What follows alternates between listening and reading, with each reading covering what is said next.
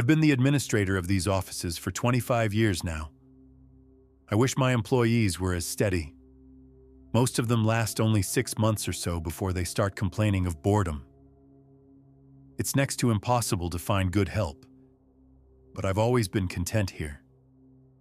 My wife doesn't understand how I could remain with the job this long. She says it's a dead end. I'm at the top of my pay scale. There'll be no further promotions or increase in responsibilities. I've no place to go but down, she says. Her complaints about my job always lead to complaints about the marriage itself, of course. No children, few friends. All the magic's gone, she says. But I've always been content. When I started in the office, we handled building permits. After a few years, we were switched to peddling, parade, demolition licenses. 2 years ago, it was dog licenses. Last year, they switched us to nothing but fishing permits. Not too many people fish these days. The streams are too polluted. Last month, I sold 1 permit. None the 2 months before. They plan to change our function again, I'm told, but a final decision apparently hasn't been made. I really don't care, as long as my offices continue to run smoothly. A photograph of my wife taken the day of our marriage has sat on my desk the full 25 years, watching over me. At least she doesn't visit the office. I'm grateful for that. Last week they reopened the offices next door. About time, I thought. The space had been vacant for 5 years. Ours was the last office still occupied in the old city building. I was afraid maybe we too would be moved, but I haven't been able as yet to determine just what it is exactly they do next door. They've a small staff, just one lone man at a telephone, I think. No one comes in or out of the office all day until 5 when he goes home. I feel it's my business to find out what he does over there and what it is he wants from me. A few days ago, I looked up from my newspaper and saw a shadow on the frosted glass of our front door. Imagine my irritation when I rushed out into the hallway only to see his door just closing. I walked over there, intending to knock and ask him what it was he wanted, but I saw his shadow within the office, bent over his desk. For some reason, this stopped me, and I returned to my own office. The next day, the same thing happened. Then the day after that. I then refused to leave my desk. I wouldn't chase a shadow. He would not use me in such a fashion. I soon discovered that when I didn't go to the door, the shadow remained in my frosted glass all day long. He was standing outside my door all day long, every day. Once there were 2 shadows. That brought me to my feet immediately. But when I jerked the door open, I discovered 2 city janitors sent to scrape off the words "fish permits" from my sign, Bureau of Fish Permits. When I asked them what the sign was to be changed to, they told me they hadn't received those instructions yet. Typical, I thought. Nor had I been told.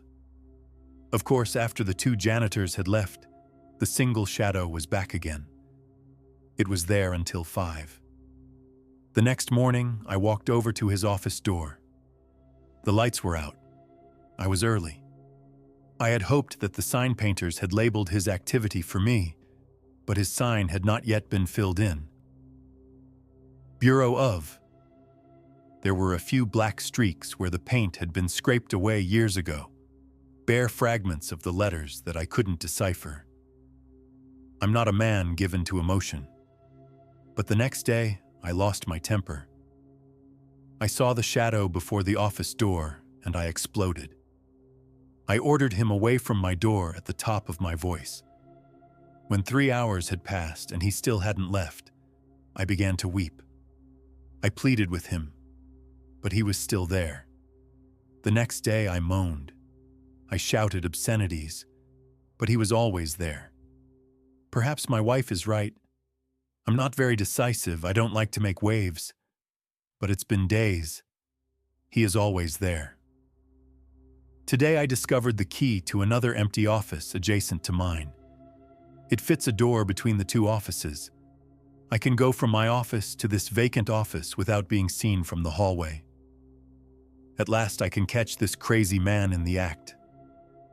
I sit quietly at my desk, pretending to read the newspaper. He hasn't moved for hours, except to occasionally peer closer at the frosted glass in my door, simulating binoculars with his two hands to his eyes.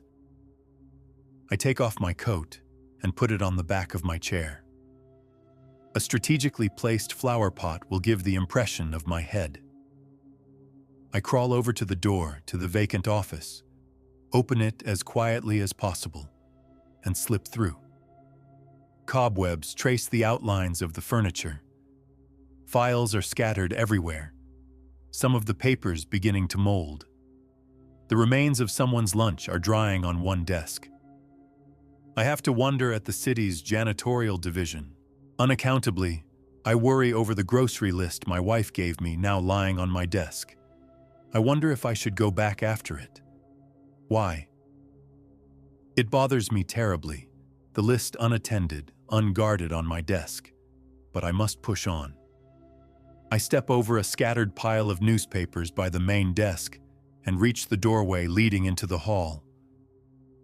I leap through the doorway with one mighty swing, prepared to shout the rude man down in the middle of his act. The hall is empty. I am suddenly tired.